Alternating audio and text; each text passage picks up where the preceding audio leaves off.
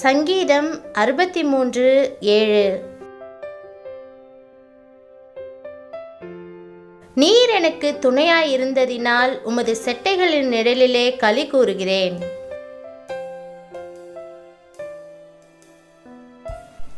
கிறிஸ்துவுக்குள் பிரியமானவர்களே, உலக வாழ்வில் எத்தனையோ பயங்கள், என்ன நடக்குமோ என்று அஞ்சும் நிலை, இப்படியாக பல்வேறு கலக்கங்கள் நம்மை வாட்டுகின்றன.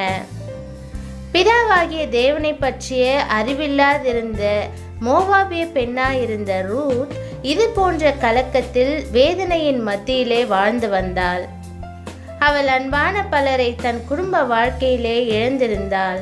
எனினும் தன் மாமியாரின் மூலமாக பிதாவாகிய தேவனை அறிந்து அவர் செட்டைகளின் கீழ் வந்தபோது அவராலே கலக்கங்கள், வேதனைகள், தவிப்புகள், சஞ்சலங்கள் யாவும் மாறி கர்த்தருக்குள் களி கூறும் பாக்கியத்தை பெற்றாள்.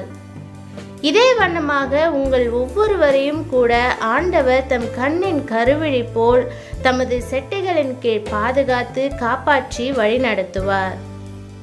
இரண்டாவது உலக மகா யுத்தத்திலே ஒரு போர் வீரன் இரவு வேளைகளில் காவல்காரனாய் பணிபுரிந்து வந்தான். எந்த நேரமும் எதிரிகளின் குண்டு பாய்வதற்கான வாய்ப்புகள் இருந்தது. எனினும் அவனுடைய பக்தியுள்ள தாய் ஆண்டவரை பற்றியும் அவர் கொடுக்கும் பாதுகாவலை பற்றியும் அர்த்தமுள்ள ஒரு பாடலை கற்றுக் கொடுத்திருந்தார்கள். அந்த பாடலை பாடி கர்த்தரை தியானித்து கொண்டே தன் பணியையும் நிறைவேற்றி வந்தான். அந்த பாட்டின் கருத்து, தேவரே நீரே என் தஞ்சம், நம்பிக்கை, என் ஆபத்தில் சகாயம், உம் செட்டையினால் என்னை மூடும் என்பதுதான். பல வருடங்கள் கடந்தன.